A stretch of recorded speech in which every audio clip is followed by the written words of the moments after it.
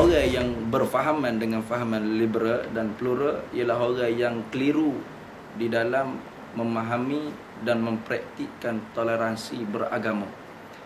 Kerana plural secara ringkasnya ialah yang memperbanyakkan agama.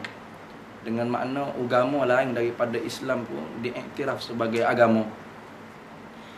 Yang diberi pengiktirafan tu di dalam dari segi sudut akidah.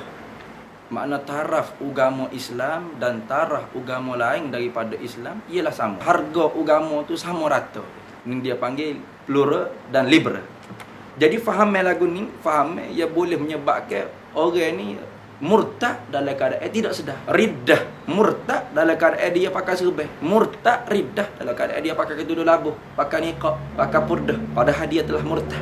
Karena Allah Ta'ala kata, wa man yabtaghi ghairal islami dinan falan yuqbala min. Mana-mana orang yang pilih lain daripada Islam sebagai agama. Mana dia kata lain daripada Islam pun agama. Agama bukan sebanyak. Lagi pula, agama banyak tadi tarah lagu mana? Sama rata yang berlaku. Sama setorah yang berlaku. Menyembuh Allah yang sama yang berlaku. Falan yuqbala min, tu yang kata. Maka tidak diterima. Tertolak. Marduk fahami lagu tu. Fahuwa fil akhirati minal khasirin. Dan pada hari kiamat akhirat kelak, masuk dalam golongan orang Yahudi. Walaupun dia pejuang Islam, kalau dia menyokong dengan faham lagu ni, Islam dia falan yuqbala min. Lihat ni.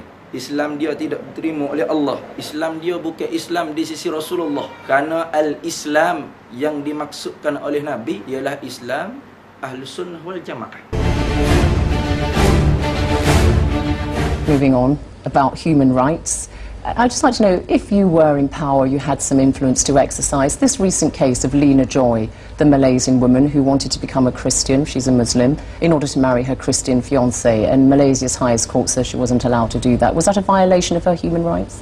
Well, the Malaysian highest court should not have said that it shouldn't be allowed. The issue of freedom of conscience, freedom of religion is something which is sacrosanct, defended both in, in Islam, in Islamic theology, as my understanding of Islam, and also the Constitution.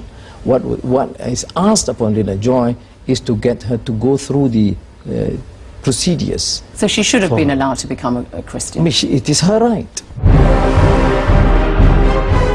Anwar Ibrahim berucap di The London School of Economics and Political Science LSE pada 18 Mac 2010 bercakap mengenai kebebasan agama. Beliau turut menyentuh tentang kebebasan di dalam Islam dan mengaitkan bahawa agama lain patut berkongsi antara satu sama lain. Terdapat 12 perkara yang diucapkan oleh Anwar Ibrahim bertentangan dengan ajaran Islam. Antaranya ayat Al-Quran, tiada paksaan dalam beragama. Dikatakan Anwar merupakan ayat yang menyokong pluralisme. Malah beliau turut mengatakan semua agama adalah sama kerana akhirnya menuju kepada yang satu. Ucapan Anwar ini terang-terangan mempelekehkan kedudukan dan kebenaran Islam. And when you ask me, there's no compulsion in religion. Even the Farouk quoted that verse in the Quran. How can you ask me or anyone, how can anyone really say, sorry, this only applies to non-Malays?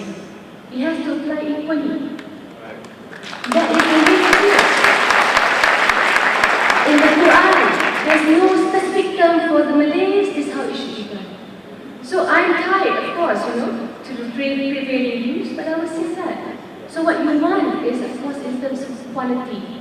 You believe so strongly in your faith that even me, being schooled in a sunta with a huge cost at the hall and an active singing Catholic, non-Catholic society, perkataan orang lagu ni, perkataan orang yang meleceh-lecehkan Quran, meleceh-lecehkan perlembagaan, membuka pintu riddah seluah-luahnya kepada keturunan Melayu dia sendiri, membuka pintu kemurtadan kepada bangsa dia sendiri. Redha dengan kufrin, ar-redha bil kufri kufrun, redha dengan kekafiran. Murtad tu orang panggil murtad. Dia redha dengan orang tu bebas beragama tu murtad.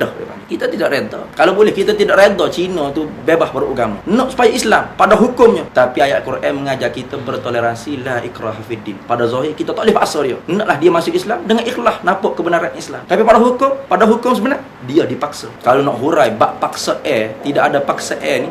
Sebenarnya orang kafir pun ada paksa juga. Kalau kita tengok dalam kitab-kitab fiqh, orang kafir walaupun dia tak mahu masuk Islam, tapi kerajaan Islam wajib paksa supaya bayar jizyah, cukai. Tu dipaksa je. Tapi tidak dipaksa masuk Islam. Dari segi muamalah, dari segi zahiriah. Pada hukum hati kita nak dia masuk Islam. Kerana iktikad kita apa? Islam agama sebenar. Hanya Islam tu agama. Lain pada Islam bukan agama. Agama hanya satu, bukan plural. Pegangnya kita mesti agama di sisi Allah hanya Islam, tidak yang lain bukan agama, dan Islam tu pula ialah Islam Ahlus Sunnah wal Jamaah.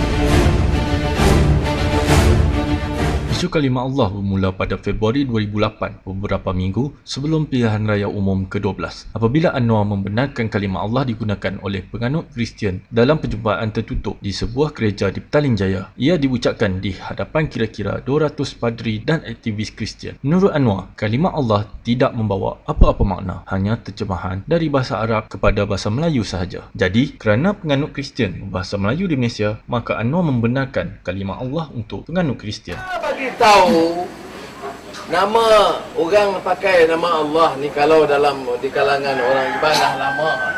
Biarlah. Pasal apa nak gaduh? Saya tahu orang ibadah dari dulu bila dia sebut Tuhan, dia sebut Allah.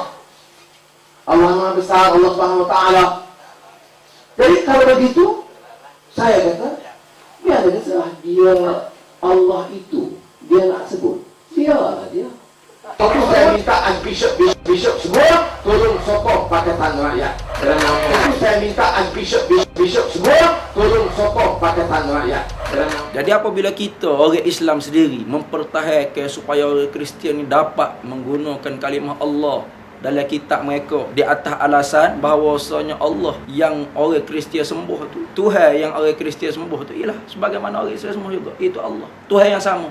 Ni betul-betul nak menyamaratakan agama, sehingga ada seorang tokoh mengungkapkan kalimah syair daripada Syekh Jalaluddin Ar-Rumi dengan memutarbelikkan makna dia, dengan mengatakan Syekh Jalaluddin Ar-Rumi mengiktiraf lain daripada Islam tu agama. Padahal Syekh Jalaluddin Ar-Rumi mengatakan bahawasanya jalannya tarekat sufiyah yang nak wasil ila Allah, nak sampai pada Allah tu banyak. Ada tarekat Qadiriyah, ada tarekat Naqsyabandiyah, ada Ahmadiyah, ada berbagai-bagai tarekat As-Sanusiyah. Tapi semua tarekat tu walaupun berlainan cara tarbiyah menuju kepada Allah Ta'ala, wasil ila hadratillah, sama pada titik matlamatnya. Tu sebenar maksud yang diungkapkan dalam Syekh Jalaluddin Ar-Rumi. Tapi diputar belikkan oleh orang yang tidak bertanggungjawab, yang kita mungkin sedia maklum dengan mengatakan bahawasanya Syekh Jalaluddin Ar-Rumi sendiri mengiktiraf bahawasanya agama lain daripada Islam pun agama yang mana agama-agama ni menyembah Allah yang sama, Tuhan yang sama. IKD atau Institut Kajian Dasar merupakan badan pemikir Anwar Ibrahim yang ditubuhkan sejak 1984 dan mendapat tajaan dari sebuah yayasan Kristian Jerman bernama Kongrad Adenauer Foundation KAF. Melalui IKD yang dipengerusikan oleh Khalid Jaafar, ditubuhkan pula satu cawangannya yang dinamakan Middle Eastern Graduate Center MEGC yang diketuai oleh bekas pelajar Jordan Mustaqim Mahmud Radi yang juga salah seorang panel IKD dan bekas kolumnis Suara Keadilan, akhbar tabloid Parti Keadilan. Badan ini berperanan menyebar fahaman pluralisme melalui dialog, seminar, diskusi, terbitan buku dan menterjemahkan karya-karya pluralisme serta Islam liberal. Benda ni kalau tidak dibenda dengan awal, tidak ditentang dengan awal, boleh jadi kita akan rosak seperti Indonesia. Pondok banyak Indonesia, tok guru banyak Indonesia, kiai banyak Indonesia. Tapi apa terjadi? Masyarakat Islam di Indonesia, bapaknya Islam, moknya Kristian, anak belum tentu lagi agama apa-apa kerana kebebasan beragama, tidak ada paksaan pada agama. Ayah berhak bawa anak pergi ke masjid pada hari Jumaat, sembahyang Jumaat. Mak berhak bawa anak pergi ke gereja pada hari Ahad. Sampailah umur dia 18, atas hak dia nak pilih agama apa. Ni kalau kita nak sampai orang panggil gerakan ni menyusup masuk dalam parti-parti yang mereka nampak bahawasanya parti itu boleh bagi keuntungan yang luah pada gerakan mereka, seluah-luahnya untuk mereka bergerak, sehingga terbitkan buku kahwin campur serangan saraf untuk merosakkan faham orang Islam dari segi akidah, syariatnya dan akhlaknya. Dari segi tiga-tiga sendi agama dirosakkan dengan orang berfahaman liberal. Pertama, pendukung IFC Pluralisme. 21 Ogos 2001, Amiga bertanggungjawab menerima Memorandum Suruhanjaya Antaragama IFC supaya melaksanakan 14 tuntutan yang jelas menghina dan merosakkan kedudukan agama Islam. Kedua, pembela kes murtad. Jun 2007, Amiga membela Lina Joy iaitu Azlina Jailani yang mahu murtad dengan mengatakan penganut Islam juga bebas untuk menganut agama lain. Amiga mempertikaikan undang-undang syariah. Ketiga, penentang Mahkamah Syariah. 9 Ogos 2008, Amiga melalui Majlis Peguam Bar Kaunsil mengadakan forum memeluk Islam yang mempertikaikan kedudukan Mahkamah Syariah dalam Perlembagaan Persekutuan. Perkara 121/1A. Keempat, penganjur kebebasan seks. 9 November 2011, Amiga menganjurkan satu program meraihkan kebebasan seks dinamakan sebagai Sexuality Merdeka 2011. Acara ini bertujuan untuk menuntut kebebasan lesbian, homoseks, gay dan transseksual LGBT. Kesannya apabila kita menerima faham yang liberal,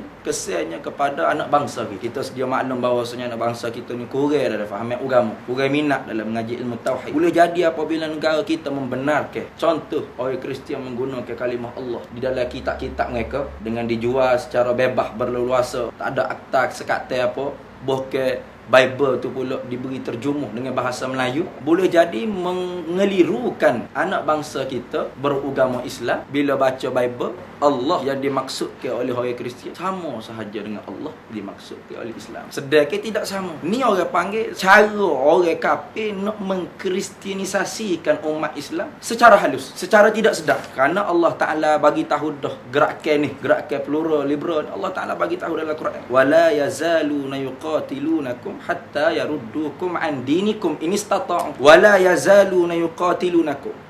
Orang-orang kafir ni tidak akan berhenti-henti duk perang dengan kita. Tidak terhenti dengan peperangan orang panggil ghuzwatul askari, peperangan secara askar. Walaupun peperangan secara askar tu dihentikan secara besar, tapi ghuzwatul askari tetap berlaku. Tengok di Palestin, di Iraq, ni. Tu orang panggil ghuzwatul askari. Tapi orang kafir tidak meninggal untuk memerangi orang Islam dengan secara ghuzwatul fikrah, perang secara akal, ideologi, perang minda. Wala yazaluna yuqatilunakum hatta yaruddukum, sehingga kita jadi kafir pun dia juga. Tu dia kata, ini stata'u, semampu-mampu orang kafir dosa. Antara setengah daripada usaha-usaha orang kafir ialah cara lagu ni.